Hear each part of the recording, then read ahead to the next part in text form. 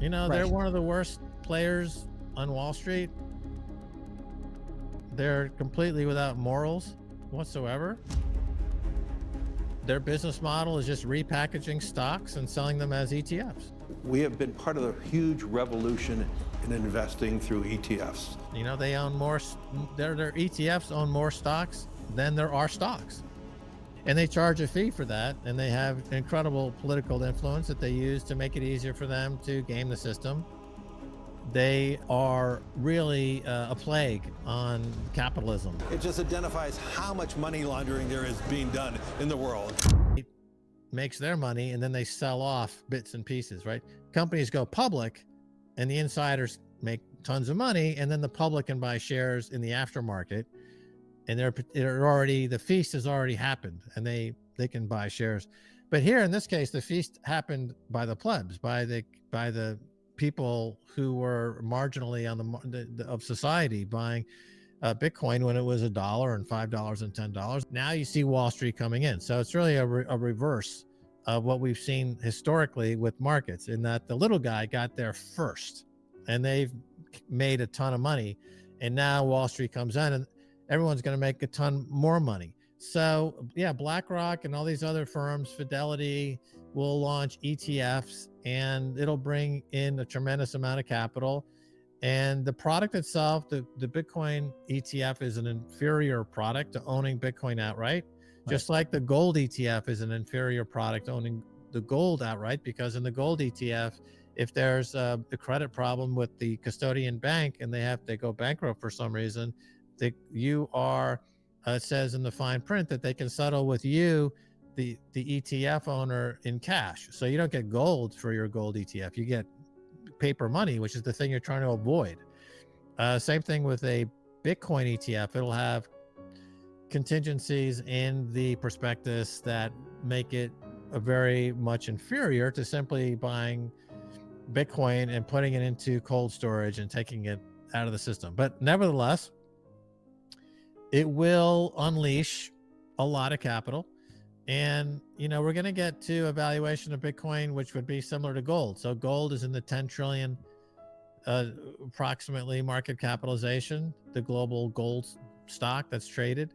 And Bitcoin is just under 1 trillion. So you're going to get a 10x on Bitcoin pretty quickly here. So you're talking 400,000 to compete with gold.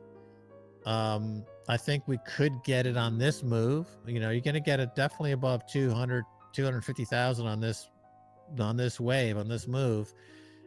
Will we get to 400,000 on this without a correction? And, you know, Bitcoin corrects pretty severely every few years.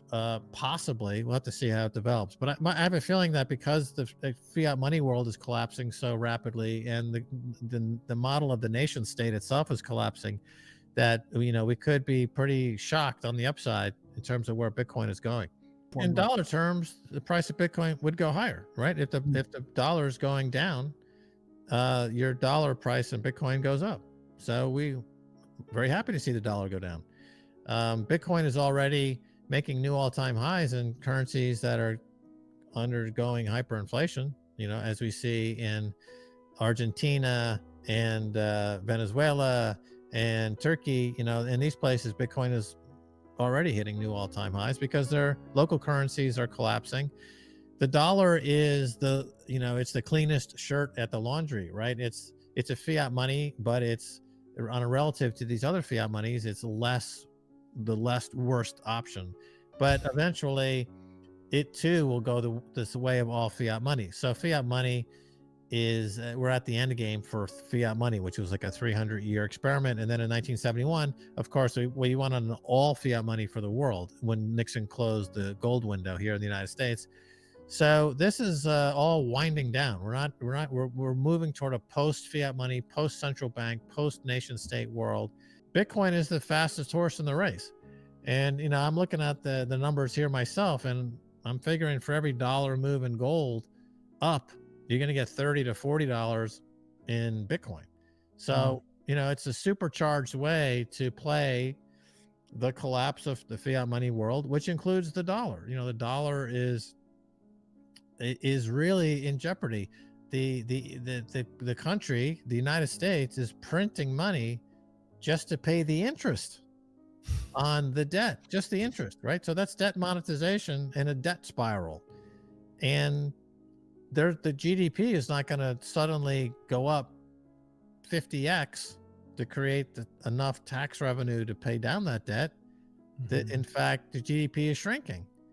The amount of the dynamics are horrible. For the fundamentals of the U.S. dollar are terrible, and everyone who's got a portfolio, and there's about $100 trillion under management by portfolio managers around the world, and that game is basically asset allocation. You're allocating your portfolio to avoid risk and get the biggest return you can.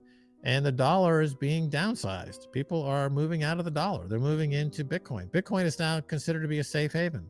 It's considered to be a risk-off investment, which is incredible because when we started back in 2011, when it was $1, it was considered to be the most speculative play in history, right? And now it's considered to be the safest asset in the world, safer than bonds. It's less volatile than bonds in 2023, safer than the property market. Property market's collapsing. Look at all these commercial real estate deals every day. Washington, D.C., all these, New York City, these huge office buildings that were bought for $300 million are going on sale for $30 million.